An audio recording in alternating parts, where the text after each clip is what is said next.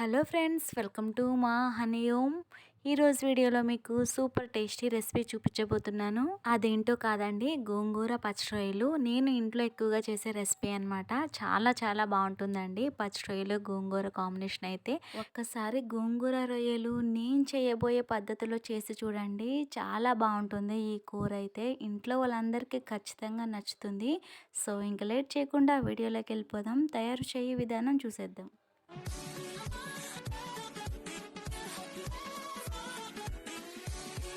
ముందుగా గోంగూరని తుంచుకోవాలి. పెద్ద కట్టలు అయితే 2 తీసుకోండి. మీడియం సైజ్ అయితే 4 కట్టలు తీసుకొని శుభ్రంగా 3-4 సార్లు కడిగిన తర్వాత ఎడల్పాటి గిన్నెలో వేసుకొని అందులో ఒక 4 పచ్చిమిర్చి వేసుకొని టీ గ్లాస్తో కొన్ని నీళ్ళు వేసుకోండి.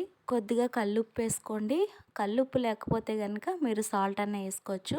ఇప్పుడు మూత పెట్టుకొని స్టవ్ పైన పెట్టుకొని ఉడకనివ్వాలి. ఈలోపు కర్రీ చూద్దాము.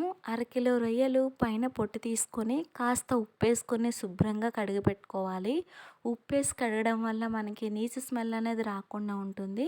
ఇలా శుభ్రం చేసుకున్న రొయ్యలు పక్కన పెట్టుకొని ఇప్పుడు స్టవ్ పైన కడాయి పెట్టుకొని అందులో 3 లేదా 4 టీ స్పూన్ల వరకు ఆయిల్ వేసుకొని ఆయిల్ హీట్ అయిన తర్వాత 2 మీడియం సైజు ఉల్లిపాయలు, 2 పచ్చిమిరపకాయలు చిన్నగా కట్ చేసుకొని వేసుకోవాలి. కొద్దిగా కరివేపాకు వేసుకొని ఫ్రై చేసుకోవాలి. ఈ ఉల్లిపాయలు మనకి లైట్గా వేగించుకుంటే సరిపోతుందండి. ఈ విధంగా లైట్గా ఉల్లిపాయలు వేగిన తర్వాత ఇందులో ఇప్పుడు శుభ్రంగా కడిగి పెట్టుకున్న రొయ్యలు వేసుకోవాలి.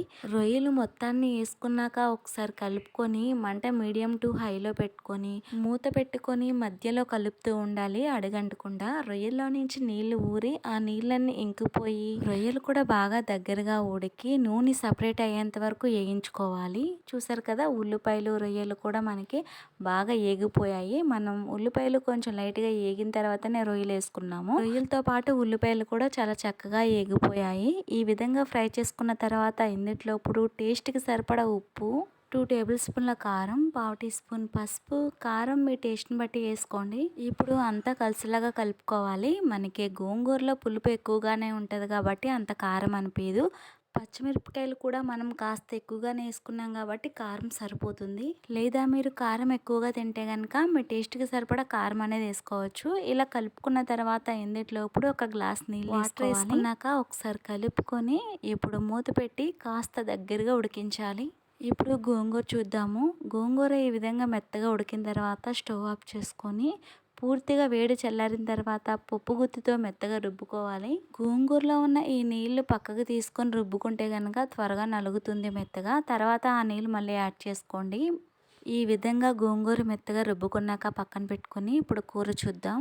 ఆయిల్ కూడా మనకి ఈ విధంగా సైడ్స్కి వచ్చింది, చూసారు కదా. ఇలా కొంచెం గ్రేవీగా ఉన్నప్పుడే, అంటే బాగా దగ్గరగా కాకుండా ఇలా కొంచెం పులుసు కింద ఉన్నప్పుడే ఇందులో ఇప్పుడు మనం రుబ్బు పెట్టుకున్న గోంగూర వేసుకోవాలి. గోంగూర మొత్తాన్ని వేసుకున్నాక ఇప్పుడు రొయ్యలు గోంగూర బాగా మిక్స్ అయ్యేలాగా కలుపుకోవాలి.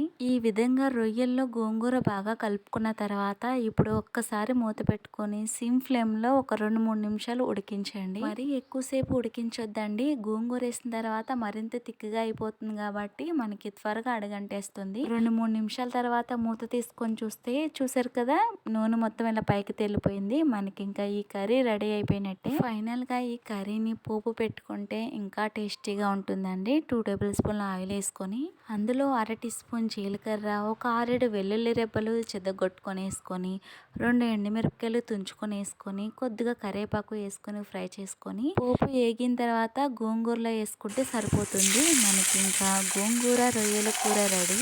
ఈ కూరని మెయిన్గా పోపు వేయడం వల్ల చాలా టేస్టీనెస్ అనేది వస్తుందండి. చాలా బాగుంటుంది. నోటికి పుల్ల పుల్లగా కమ్మగా చాలా రుచికరంగా ఉంటుందండి. మీరు కావాలనుకుంటే కొత్తిమీర కూడా వేసుకోవచ్చు. ఉంటే వేసుకోండి, లేకపోతే లేదు, వేసుకోకపోయినా పర్వాలేదు. వేడివేడిగా సర్వ్ చేసుకొని అన్నంలో కలుపుకొని తింటే ఎంతో టేస్టీగా ఉండే గోంగూర రొయ్యల కూర రెడీ. మరి మీరు తప్పకుండా ట్రై చేయండి.